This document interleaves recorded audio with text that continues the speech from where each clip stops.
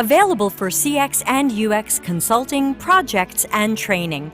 Contact us for a free consultation. Hey, I'm live, but I am not dry. It is pouring out and the power keeps blipping. So I hope we're going to have an office hours Ask Me Anything. Hi everybody, how are you? Let me open up some of the relevant chat areas. This is Office Hours Ask Me Anything. And as always, you guys are welcome to ask me absolutely anything. Let me change the graphic on the screen so that you can see the anonymous question asking thing. So if you guys want to ask a question anonymously, you can use deltacx.link, which is my URL shortener, /AMA, like Ask Me Anything. And that will just take you to a one-question survey. I don't collect any information about you, and that way you can ask your question anonymously. I will also be looking at LinkedIn and at YouTube for any questions, so feel free to ask your questions there as well. I will be checking. Hey, how's everybody doing? Where are you? How are you? What's going on? Oh, that is my power blipping again. If this ends abruptly, I promise to reschedule it another day this week, but we have a whole week of rain scheduled and it's pouring badly out there now. And let me turn off my phone sounds just so you guys aren't overwhelmed with all the crazy sounds. So this is Office Hours Ask Me Anything. I will hang out to see if anybody has any questions. Questions are optional. You don't have to have a question, but otherwise I don't say very much for this time. So if you guys have a question, please ask it. I'm happy to talk about anything relating to CX, UX, careers, work. Let's see. Somebody appears to have sent me an email in Hindi, so I'm going to try to translate that in Google. Looks like Google thinks they spelled it wrong. Okay. Okay, well, that'll be interesting. So again, office hours, ask me anything. I usually hang out at least 10-15 minutes to see if anybody has any questions. I do this every Tuesday. If I get a question, I will then archive this. If nobody asks any questions, we'll shut it down and pretend it never happened. But I will hang around and see if anybody has questions. I did not get any anonymous questions ahead of time today, so I don't have anything anything to throw in already. So let's see. So I'm just going to copy and paste stuff and see if you guys have any questions. Hello, is anybody there? How's everybody doing? Is it raining where you are? It's raining where I am. I can't even see out the window. That's my power going again. Sure hope I've got power. So, as always, let's see. So, if you don't have too many questions this week, that's fine. I'll tell you a little bit about what's coming up. We've got some podcasts coming up next week. Monday will be Monday, April 27, will be why the lean UX book stinks and how UX and CX can actually be lean, but having nothing to do with what's recommended in that book. Tuesday, of course, will be office hours, and Wednesday is our I know people are very excited. We had to reschedule with Michelle Rounson from Curiosity Tank to do a podcast on UX research, resumes, portfolio, and interviewing. So we're going to get some advice on her on how to improve those. Those are some of the podcasts and live events that are coming up. But this is Office Hours. Ask Me Anything. Hello to our 3 viewers in YouTube, whoever you might be. LinkedIn, some people are popping in and out, mostly out right now. I appear to be streaming, so I guess I still have internet. But we sound like we've got a little bit of a storm here. So I apologize if this all falls apart very quickly. But again, this is office hours. Ask me anything, and I will hang around to see if anybody has any questions. I don't have any questions yet. You can ask them in LinkedIn or in YouTube, or of course, you are welcome to use the anonymous URL here on the screen, deltacx.link/AMA, which is a one question survey that will email your question to me. So it will take a little time, but then hopefully I will see your question. And for those of you who aren't sure, you can send questions to me ahead of time. If you know you can't make the live stream, but you do have a question you want me to answer, you can send it to me ahead of time. Hey, a question is coming in now. Let's see what it says. In your opinion, how much should stakeholders be involved in the UX process in each stage? Great question. So again, I will give you my opinion on that, and you guys can say, oh, great, we've got Niku also, so we'll answer Niku's question after this one. So how much should stakeholders be involved in each stage? So I think that with stakeholders, it's important for us to create boundaries. I think one mistake that UX and CX practitioners make sometimes is that we want so badly for someone to like us and to include us and to stop hating us so much that we kind of overdo it with the stakeholders. We think the stakeholders have to be involved in everything. We're going to interview them for research, and we're going to ask them what they want, and we're going to have them sketching ideas. And I think that it's important for us to create some boundaries with the stakeholder so that we are experts in what we do and our craft and our practice, and they are the stakeholders doing their job. So I will sometimes interview a stakeholder as part of research, but I will kind of group their responses with other interviews that I do that are internal to the company. So if I'm interviewing sales about what's going right or wrong with trying to sell our product, if I'm interviewing marketing about which initiatives have been going well or not well, if I'm interviewing some customer support people about what they're hearing from customers when customers have problems, these are all the internal perspectives. And so I tend to group those together, and you have to take them with a grain of salt because there's only so much they can, they're not the customer. Some of them have direct contact with the customer, some of them have some knowledge about the customer, and some of them are guessing about the customer. So, I have interviewed stakeholders, and sometimes I get fantastic, unbiased information that can really help add a little color to things. And sometimes I get really bizarre, biased information that mostly has to be excluded. When it comes to other aspects of the phases of the process, I will always keep stakeholders updated on things. So after each phase of a UX process, so if I'm doing auditing, competitive analyses, things like that, I will give a stakeholder my report, and I check what they like. Some stakeholders, they just want a report. Some like a short meeting to talk about the high notes of the report and ask me some questions. Some just want an email, and they'll email me a question if they have it. So I always try to find out, how do stakeholders like to communicate, because some are very precious about their time and just want a report or an email, and some love meetings. So I try to play to what they tend to need and prefer. When I've worked in agencies, sometimes that has meant we have flown to the stakeholders to present something periodically. So when I have research, I will present my report to them. So again, if I can get them to observe some research, that's great. You know, if there's a listening lab and they can watch, they need to hear more than one customer, so they don't just have one data point and think one customer that represents who our customers are.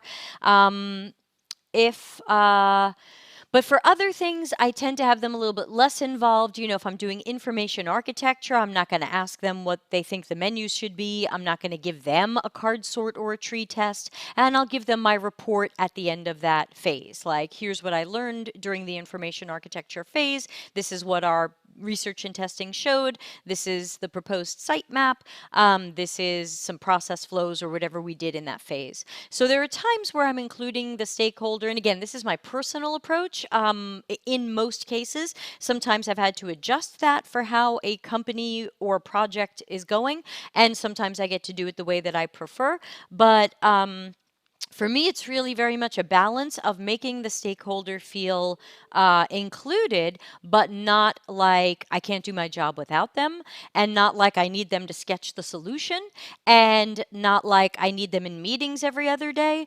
So to me, it's really about boundaries. So hopefully, to the person who asked that, let me know if that kind of covers what you were thinking, or send a follow-up question and let me know if you have something you'd like to add to that, or a follow-up question.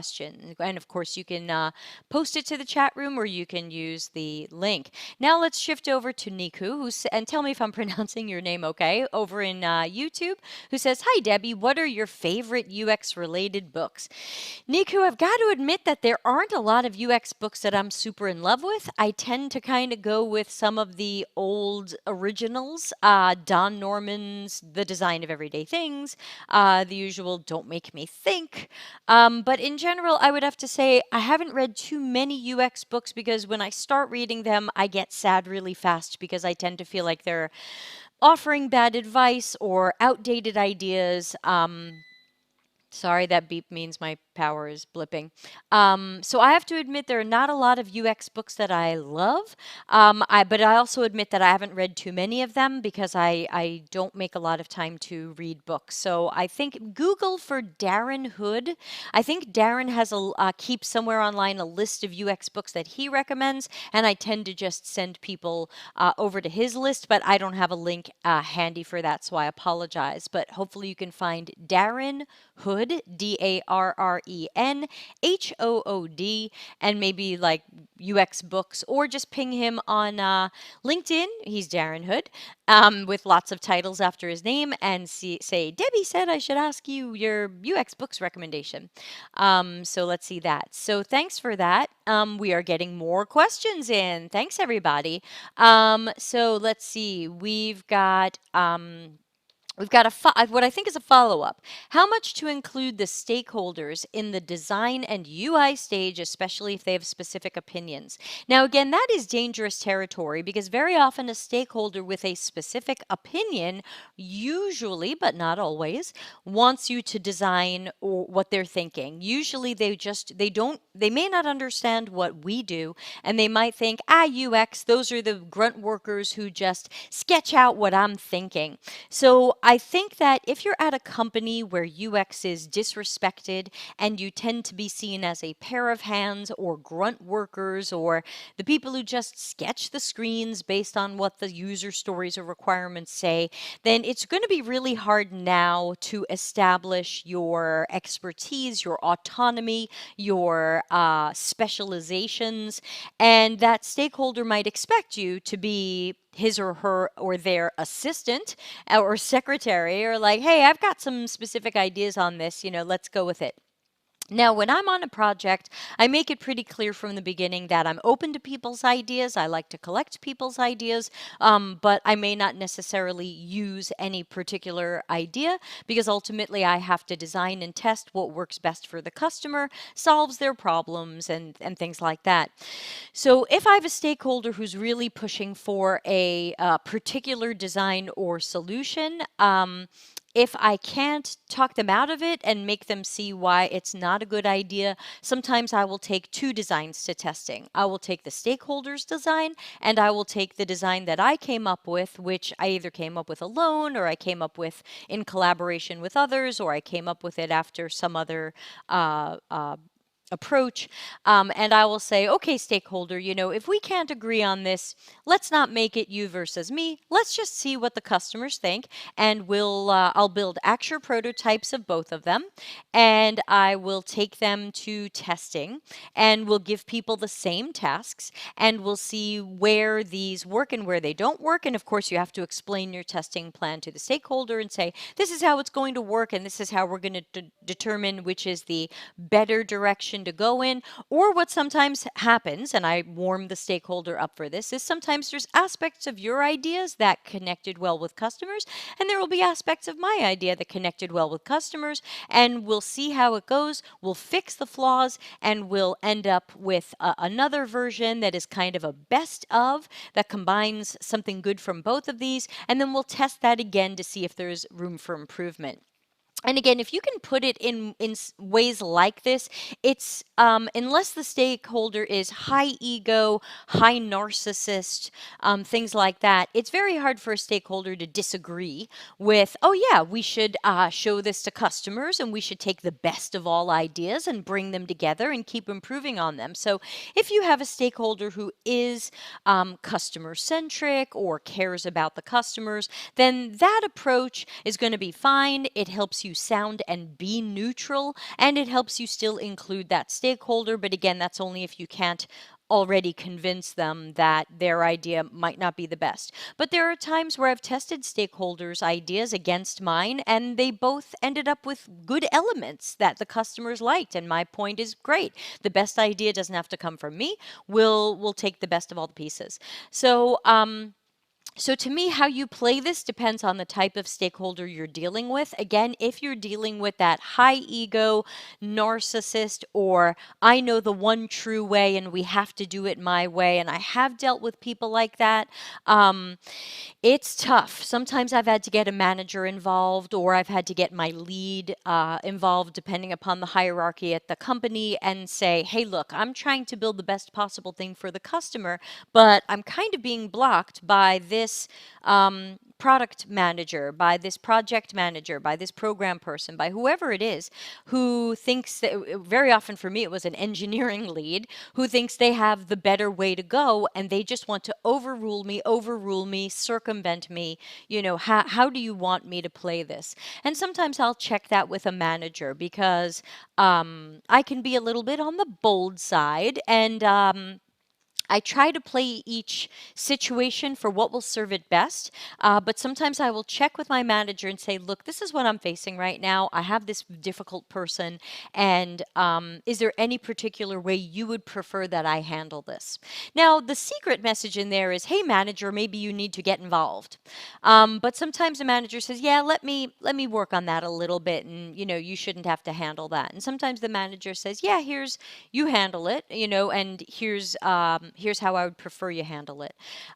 So I think that, and then the last thing I would add to that, so I can answer some of the other questions, would be that what I sometimes do when a stakeholder or other teammate is overruling, circumventing, excluding me or UX or CX, I will document that. Not from the perspective of, wah, I was overruled, but more from the perspective of, hey, this was the direction that I wanted to go in with the design for these customer-related or customer-centric reasons, and what ended up happening was the engineering lead wanted to take this approach with it, and this is the design that I'm recommending, and the engineering lead went with his or her own design, or the engineering lead made me wireframe this and would not consider this other design. So I'm just documenting this because I'm documenting company risk.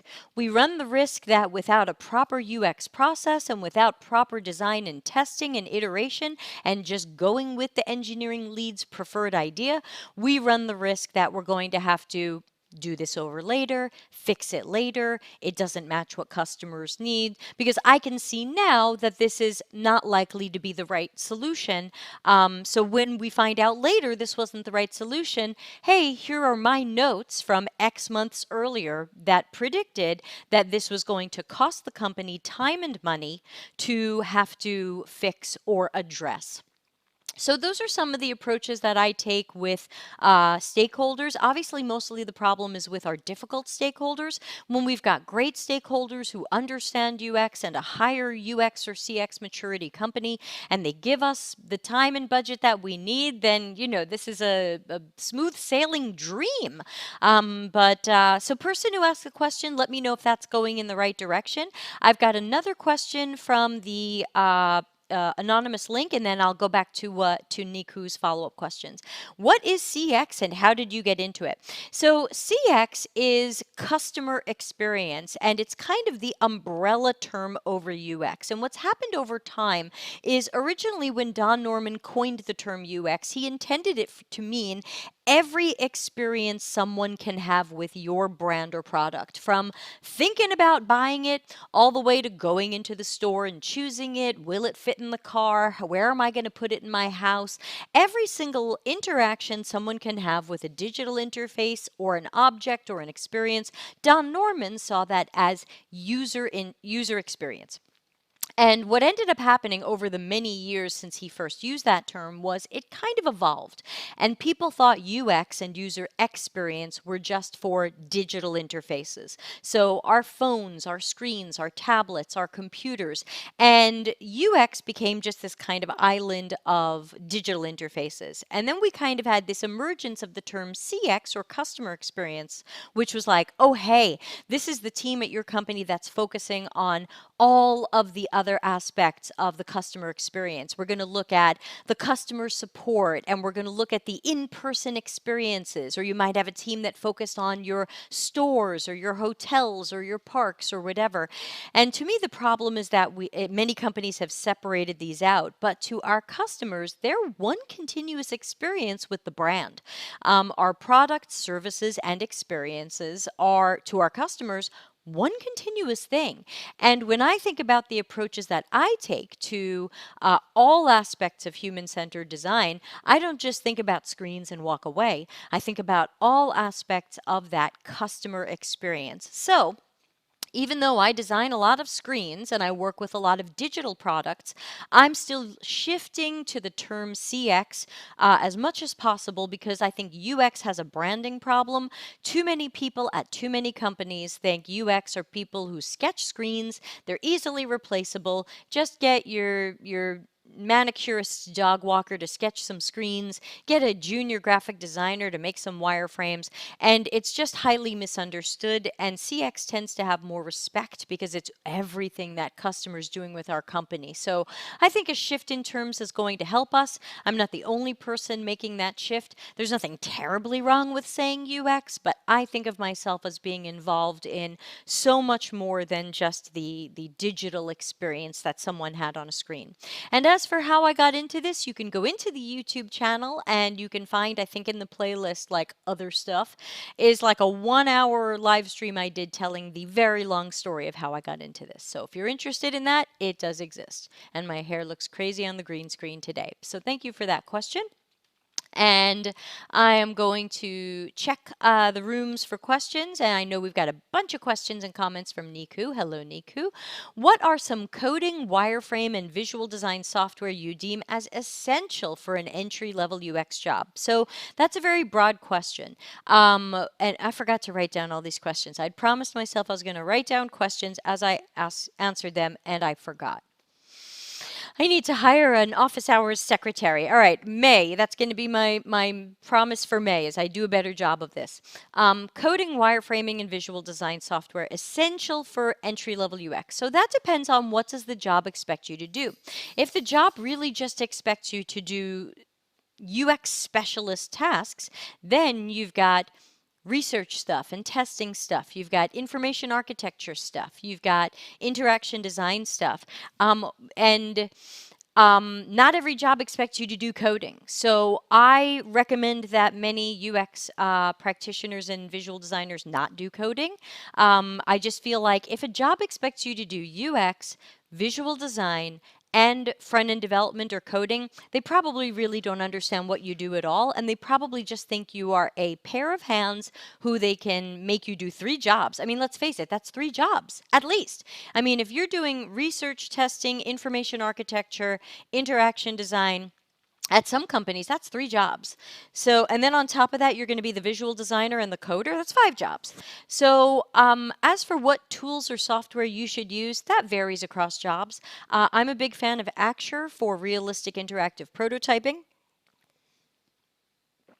I know a lot of people like to use Figma. I haven't touched Figma. I do everything in Axure. And coding, I think for the most part, we shouldn't be doing. Coding is an engineering job.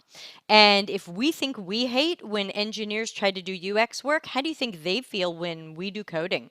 I mean, is our coding ever going to be good enough for a coding pro?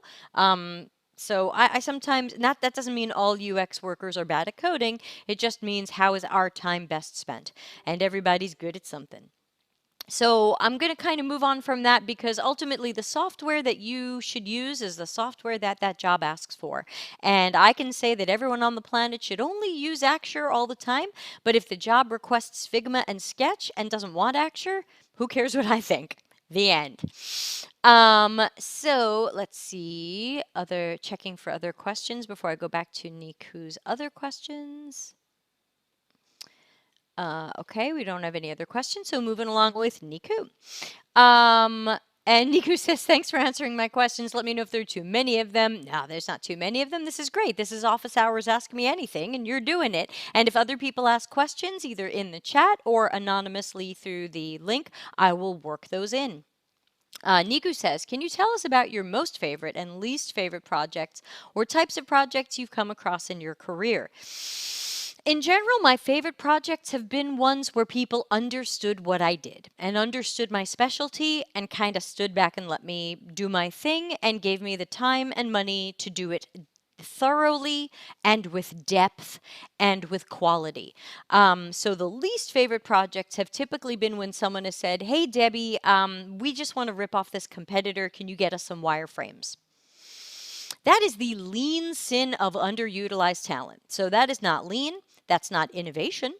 I guess someone can pretend it's agile, but only if you think agile means moving fast. But agile's supposed to be satisfying the customer with relevant, valuable software. So ripping off the customer, ripping off the competitor probably isn't even agile. So my least favorite projects tend to be when people think I'm an order taker or a pair of hands, and my most favorite projects tend to be when people let me find the problems, solve the problems, fix the problems, research obviously not in the order I'm saying it right now, research the problems, understand the customers and their needs and their tasks. Those are gonna be favorite projects, and least favorite projects are going to be, oh, hey, Debbie's here. Have her do some wireframes. Debbie, could you get us those wireframes later today? Hey, you don't know what I do. Niku says, what's your process in crafting user personas? I love making personas, so I'm very happy to answer this question. And I should copy Niku's questions and paste them somewhere else so that I can try to have some sort of record of the questions I answered today because I am really messing this up. Let's see, I will get these in here. So personas. So where I start with personas is I will start with interviews. Now, who do you interview? Typically, a company has some idea of who their target audience or segments or customers are. So they might say we are so assume they don't have personas, but they have some idea of who they're trying to sell to. We know we want to sell to enterprise teams of 50 or more. We know we want to sell to lawyers. Well, whatever it is. So every project, of course, is different. But whoever these groups are, I then have them, if possible, get me their current or potential customers to speak to. And what I normally do is try to speak to 5 to 10 people from each group. Now, some people make the mistake of thinking that you just want to speak to 5 people total. That's a common mistake in research, is people read that Nielsen-Norman group said a good testing group is 5 people. So people think, oh, I must need to only research with 5 people total. And that's not true. So be careful of articles and other people who say you only need to research with 5 people. That's not the case. So I tend to research, if possible, with 5 to 10 people from each group or segment or population or whatever it might be. And that way I can get a good broad set of responses to my interview questions, which differ every time. So don't ask what are my interview questions. They're different for every project based on what this is and who we're learning about.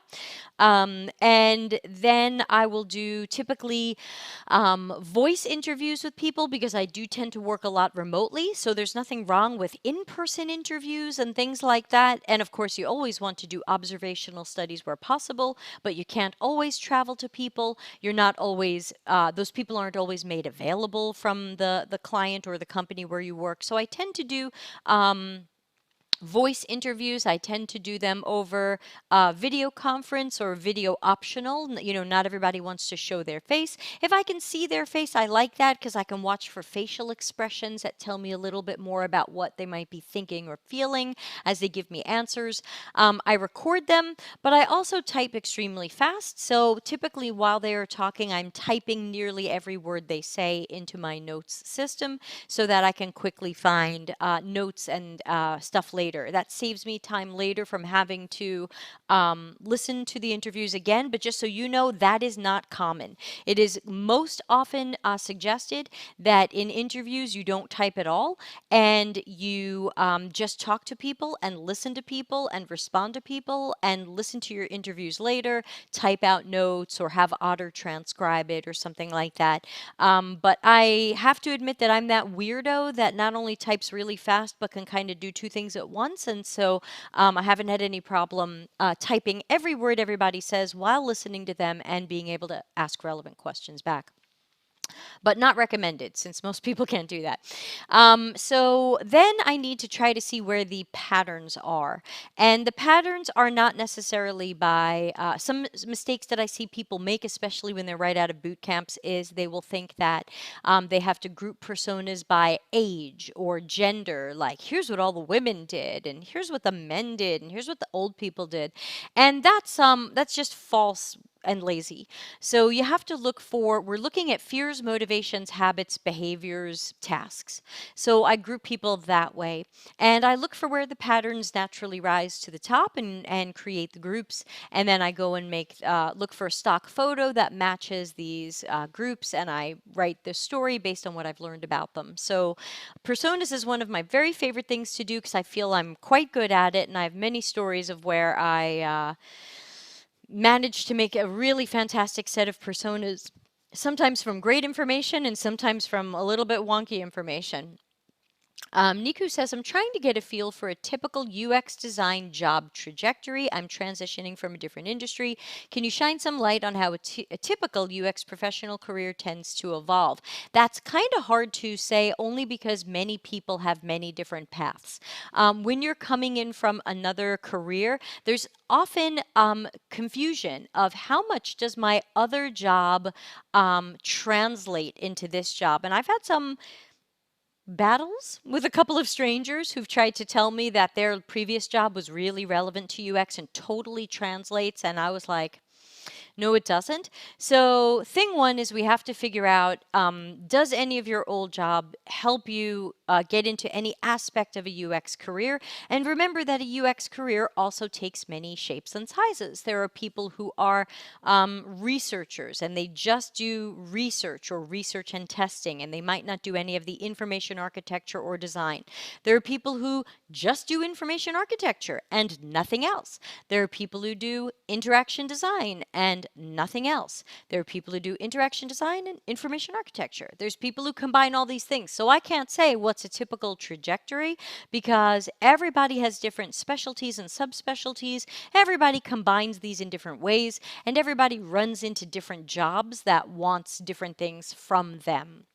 I would say the most important thing for somebody transitioning in is finding that first job. You know, from there, your trajectory is just going to unfold, and you don't even know how it's going to go. You're going to be surprised along the way.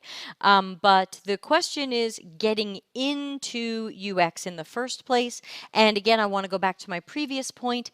Not everything you've done before directly translates into UX. And I'll give you some examples, but I'll also remind everybody that this is office hours, Ask Me Anything, and I'm answering some questions that are coming in through YouTube and also from the anonymous link down here for asking questions. And we do have, I see we have another question coming in through the email. So I will just tell my little story here and then I will go to our emailed questions. So please continue asking questions in LinkedIn, YouTube, or through the URL.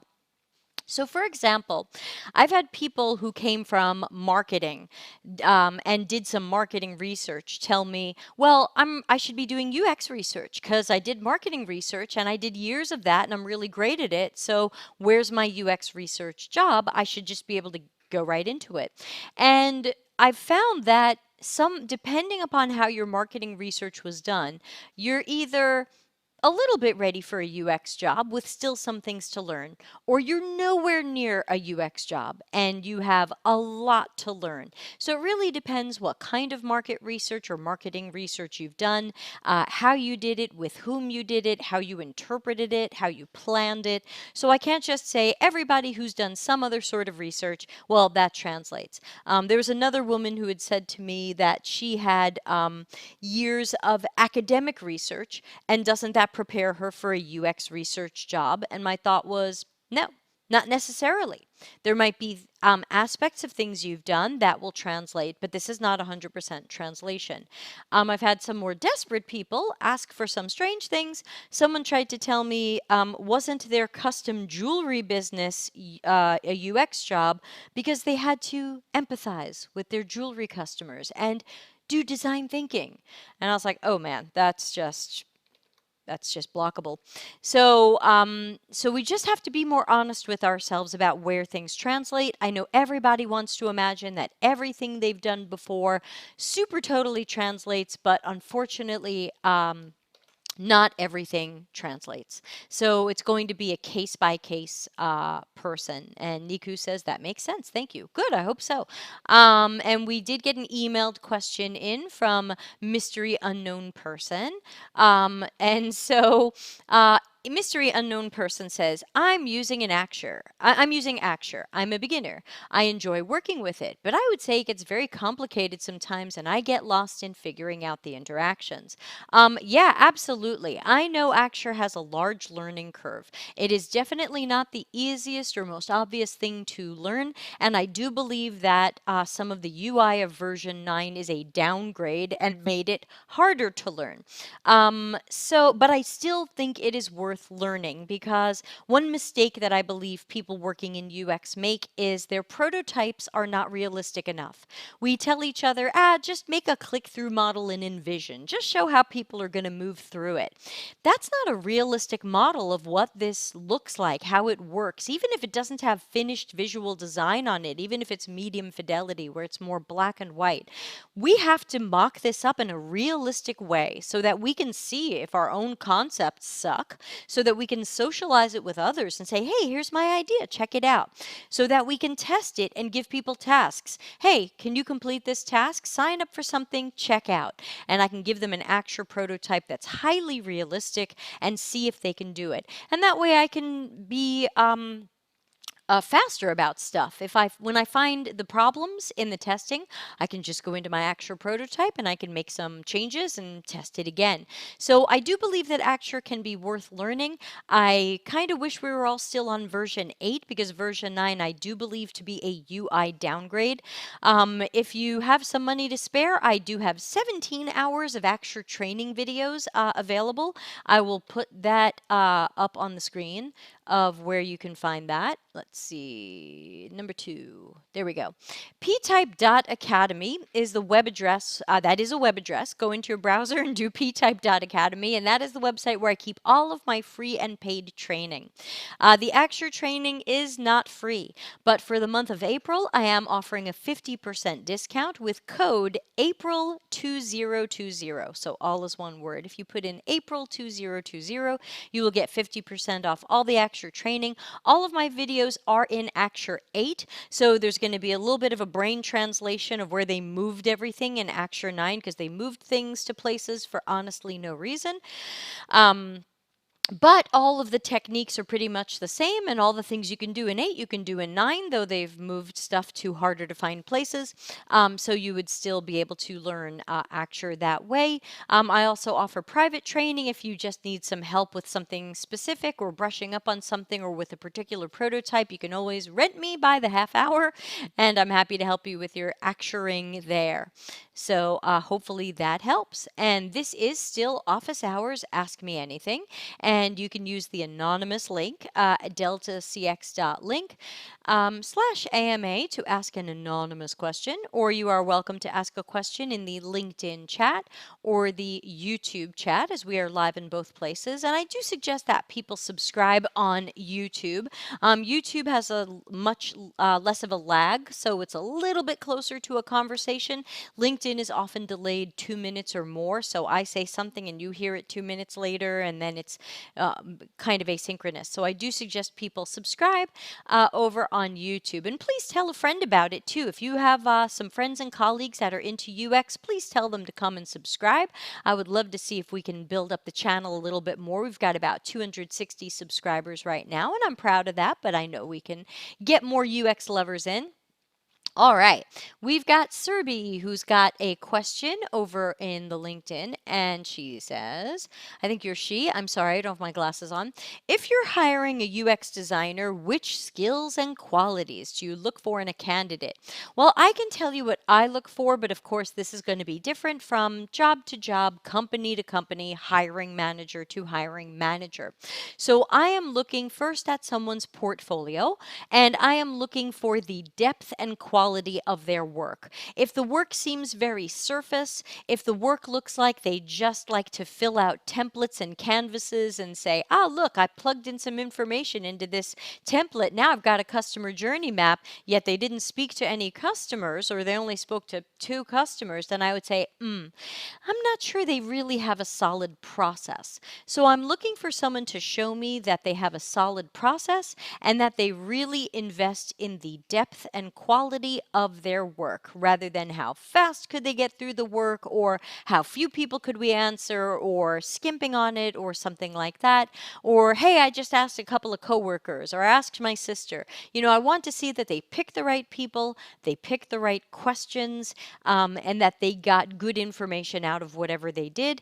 And then, of course, when they're designing, that their designs look good, that if they're doing mobile designs, that they make sense for mobile paradigms and best practices for mobile usage. I look for accessibility. Does it look like this person cares about color contrast? Does it look like this person cares about people with mobility issues by not putting things too close together? Does it look like this is easy to learn and easy to use? So these are some things I'm looking at when assessing someone's portfolio projects. And then, of course, if they did testing, who did they test with? How many people did they test with? What sort of wireframes or prototype did they test with? What sort of tasks did they give people? What did they seem to learn from that? Or did they just try to make it sound like my design was great and nothing was wrong, nothing to see here? So I'm looking for those things in the portfolio. If I find things I like, then typically I would then want to move on to interviewing someone. And that does mean that if I find things in the portfolio that tell me that I don't think this person has a very good process or approach, or it seems kind of shallow or rushed, or they're guessing too much, or they're relying on their own guesses and intuition too much, I would probably skip that person and not interview them. Also, if the portfolio shows any signs of ego or arrogance, I will typically also skip interviewing that person since I believe those do not work. Probably in any job, but definitely not in UX. And then once I'm interviewing someone, I might be asking them more about their process and their approach and a project that went well for them, a project that went a little bit wrong for them, and what they learned from it or how they turned it around. And just trying to get some ideas of personality and collaboration and things like that, adaptability. So hopefully that helps. Again, that's me, that's general. It's going to be different for different people, but that's That's what I tend to do. Let's see, what questions do we get? We get, what do I look for when interviewing? That way I can write down some of these questions later. What else did people ask? Somebody asked, Axure isn't easy to use.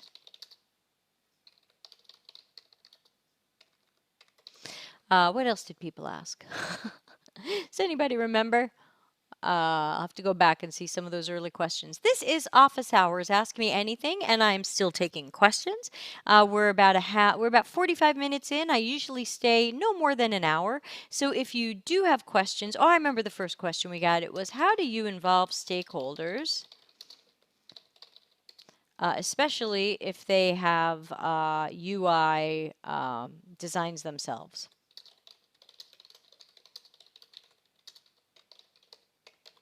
All right, that was a good one.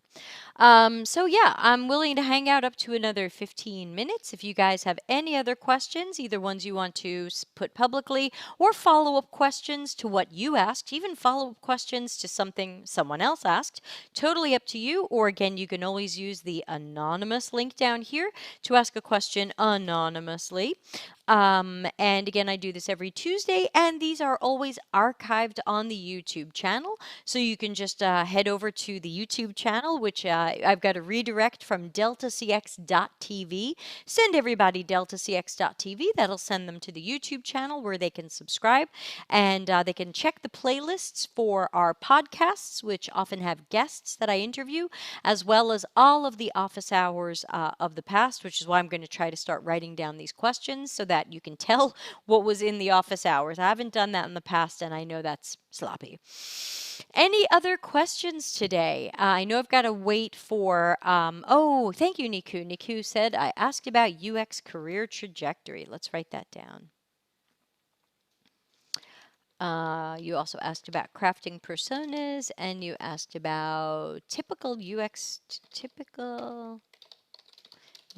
design career trajectory. See, I need like a secretary. Sarah S., good to see you. Debbie, how much UI animation and motion graphics would be helpful in UX design? Well, since we are trying to do design for what the interactivity looks like, I think it is important for us to have some sense of what we believe the motion is. Now, that being said, I've worked on some teams where the visual designer has said, no, I want to decide some of these motion graphics or some of this kind of animations. I think that even if the visual designer wants to do it, and even if you want to do it, it's probably a good collaboration. And that way we're not overdoing the motion graphics and some of that, because that can hurt accessibility, and we're not underdoing it. You know, when a lot of times when people post stuff on LinkedIn and they go, ooh, here's my Dribble Behance app idea, and sometimes it's just dizzying, the amount of things that are sliding and moving and waving and whatever. So I think that it's good for UX people to be aware of some of our options, which means you're probably talking to front-end developers about what some of the current techniques and things are. The visual designer should know these as well. We should also know which of these might be bad for accessibility, whether they're bad for people who don't do well with things that are videos or motion. I don't know. I can't remember if that's epilepsy or something else where people are like, oh my gosh, stop this thing from moving so much. Or you know, just how to make some clean transitions. I don't want to see motion graphics overdone. It starts to, I think it can accidentally be a distraction. So it's about finding that balance. So I know that when I use Axure, Axure is not heavy on the motion graphics. They've got a couple of animations and transitions. They've got fades, they've got slides, they've got some rotates, and I'll use those in my prototypes. But then there's other people who will use Principle or some of these other things and try to just Principle typically isolates just that moment and shows that that animation in more detail. And that's fine. Like I once designed something where there was a button, and when you clicked on it, it exploded into a bunch of other buttons. And I did that in Axure because Axure has fade and move. So I had them fade in and move to create that. And then someone just recreated it in Principle, and I was like, Yeah.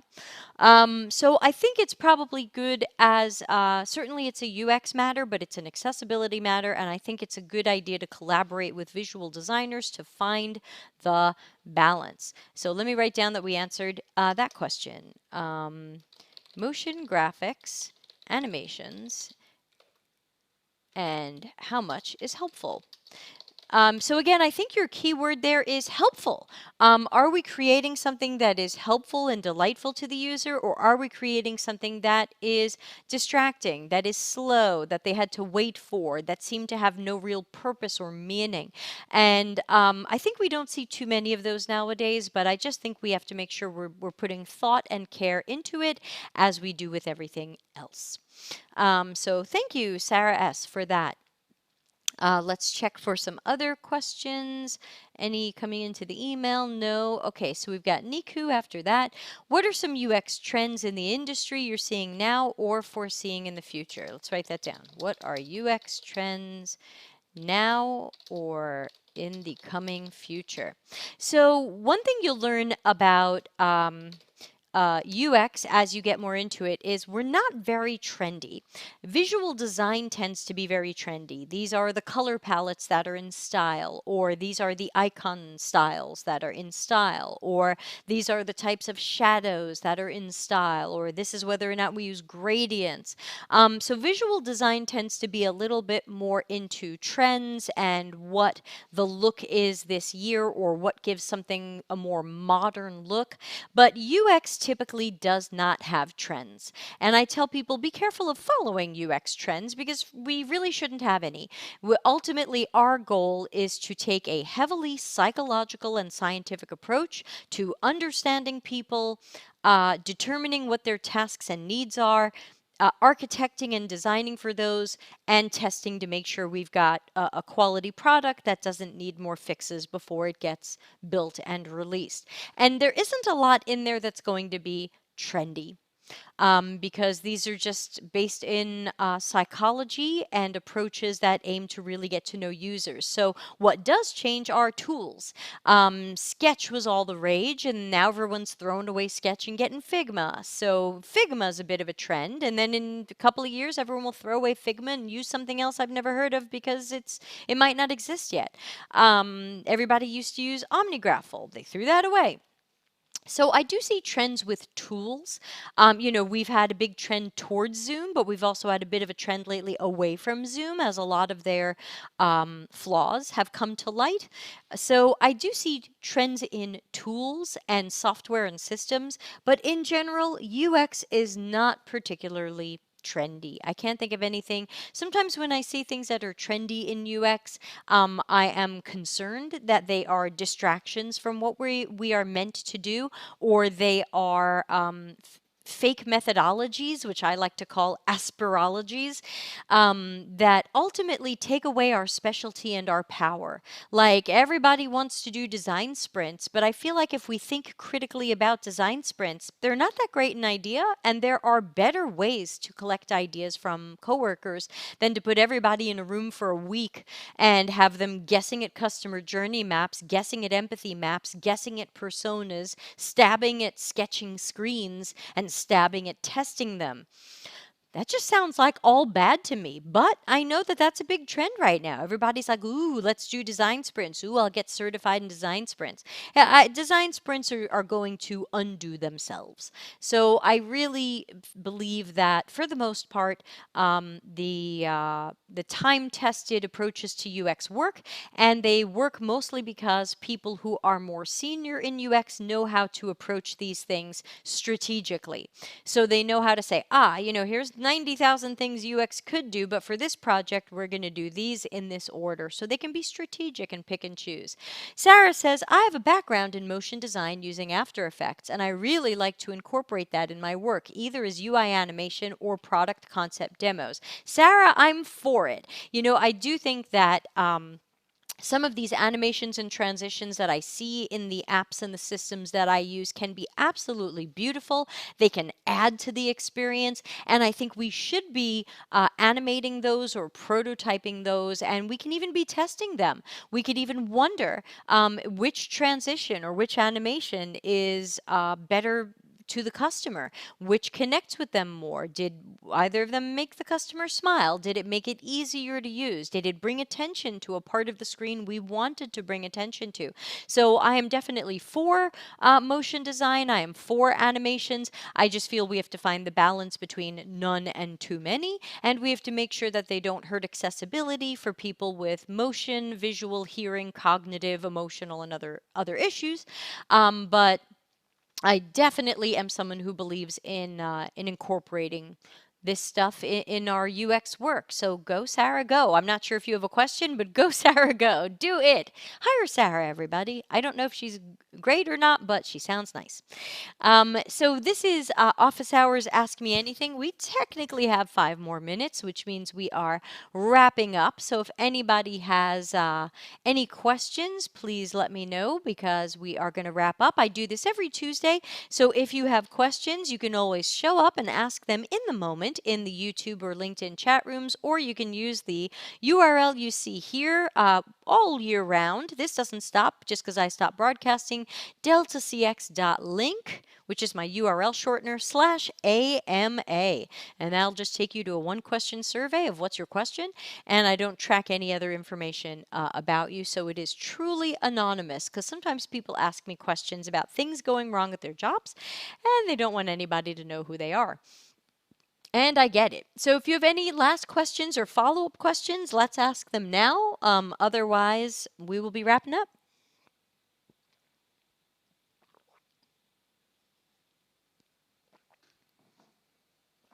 How's everybody doing, by the way?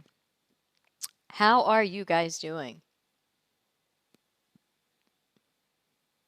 It might just be Sarah and Niku. How are you guys doing? Niku, I have to look you up on LinkedIn and get to know you better. Let's see, where are you? I know we just added each other. Niku, Ontario. Hey, beautiful. So it sounds like you're following a little bit of Dr. Giles' path because it says you have a master's in you're working on a master's in biochemistry now. But you're thinking about getting into UX. So Niku, I hope you're getting some good advice from Dr. Giles on how to possibly transition, but it sounds like you are still in the science universe. So hopefully, now is not a great time to transition to any job, as you know. There's certainly a lot of jobs that are being lost and things like that, and that is highly unfortunate, but hopefully when things swing around, you will find something. Niku says she's doing well. Good. Stay safe in Ontario. And Sarah S., wherever you are. Niku says, yes, very much still in academia. Yeah, academia is very, very different from UX work. Even UX academia is different from UX work, I have found, because it imagines you have like endless time and big budgets for all this research, and it does not look like jobs I've had. So just a heads up there. So let's see, what else? What else? Anything else from you guys? Checking. I know LinkedIn is a good 2 minutes behind. I'm sorry, you guys. Sometimes you feel like I've cut you guys off at the end, but sometimes I've ended the stream and you are watching the last 2 minutes. So please subscribe on YouTube. And I want to start a little viral campaign going. Please tell a couple of friends about deltacx.tv. Tell them to subscribe. Let them know that I go live usually at least twice a week. Once for office hours every Tuesday, and then usually at least once a week with a podcast on a specific topic. Niku says, re-asking this, how would you recommend one self-learn UX? Do you have any videos about that? Let's write that down. How do you self-learn UX? So right now, here's something interesting about self-learning UX. There's definitely a mountain of information out there about UX. There are articles, there are books, there's me yapping at everybody. There's courses, there's Udemy courses, there's LinkedIn Learning courses, there's Interaction Design Foundation courses. So if you are self-learning, you're probably looking at one or more of these things. But to me, and this is my opinion, but I know others who agree, so hopefully there's some consensus here. What's missing is the opportunity to practice under the guidance of a mentor or coach. So imagine you're trying to get a master's in biochemistry, and imagine you want to do something related to protein chemistry. Well, you can read a lot about protein chemistry. But it sure would be really different if you got into a lab and you worked with a mentor or coach or expert of some sort who could watch you in that biochem lab and watch you working with a protein sequencing machine or something like that and go, yeah, you're doing it right and you interpreted the information correctly, or hey, you kind of didn't do that right and you missed some key things. So think about in your own path how important teachers, instructors, mentors, coaches are when they are reviewing your individual work. So the main problem also with boot camps, but the main problem with self-learning is you can read endless stuff. Some of it is sadly garbage, some of it is good, but then what are you going to do? And some people think, well, I'll just start freelancing. Hey, do you want the hair cutter that's never cut hair before? So what I tell people is there's nothing wrong with doing sample projects or doing trying projects, or sure, you can try to freelance, but don't do it alone. Make sure you have a mentor or a coach, whether it's somebody who's working for free or somebody who you're paying, that these things are invaluable. You paid for piano lessons, you paid for tennis lessons, you paid to go to yoga classes, you paid for cooking class. To me, there are just times when we want to include an expert in our learning process. Sometimes we're going to find someone willing to do it for free, and very often we're going to find people who expect to be paid for that level of individual attention. I do offer that level of individual attention, but I cannot offer it for free. However, I have done the math, and you could buy a zillion hours from me and still spend less than most boot camps. So I think that self-learning can be good, but the problem is, how will you know if you're understanding the material correctly? How will you know if the work you're trying to do, like, hey, now you're going to try to come up with a research plan and you're going to make research questions. Were your research questions good? Did they suck? Were they a disaster? You don't know. And you might have confidence that you're doing it well, but you don't know.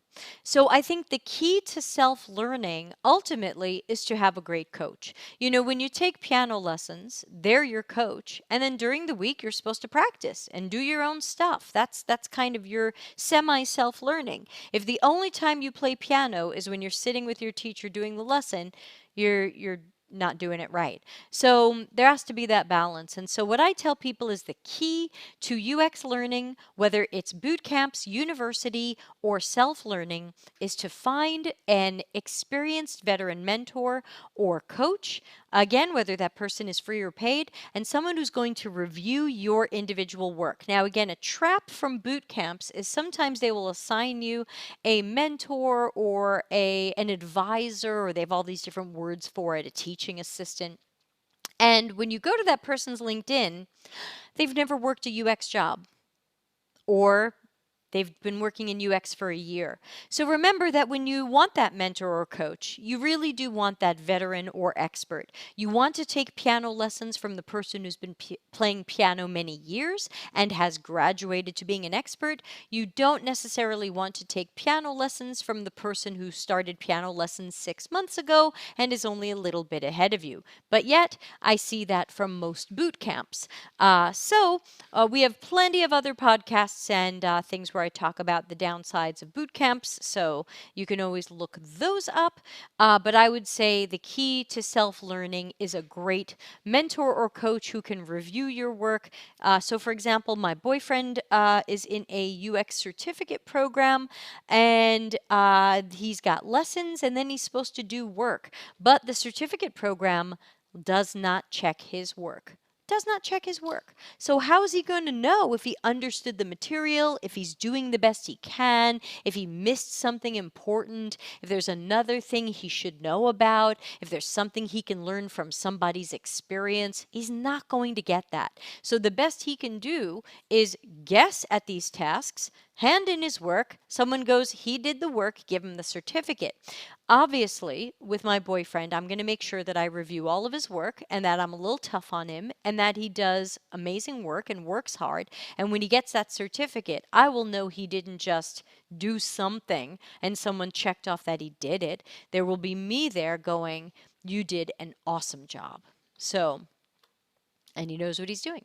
So with that, we are running a little bit late, so I'm going to wind down. But thanks to everybody who joined in today for Office Hours Ask Me Anything. Again, I do this every Tuesday. Please tell your pals to subscribe to the Delta CX YouTube channel. They can find it at deltacx.tv. It'll redirect them there. And I will catch everybody next week for Monday podcast, Tuesday office hours, and Wednesday podcast. These are always archived on the YouTube channel, so if you're not able to make the live stream, just dial us up later and you will see everything there. So everybody, please be well, be safe, be healthy, make safe choices, as I like to say to everyone, including my dog. And I hope everybody will be well, and I will catch you guys all soon. Thanks again. Thanks for watching. Delta CX is available for consulting and projects related to CX and UX strategy, leadership, training, problem finding, problem solving, and innovation. Learn more at deltacx.com.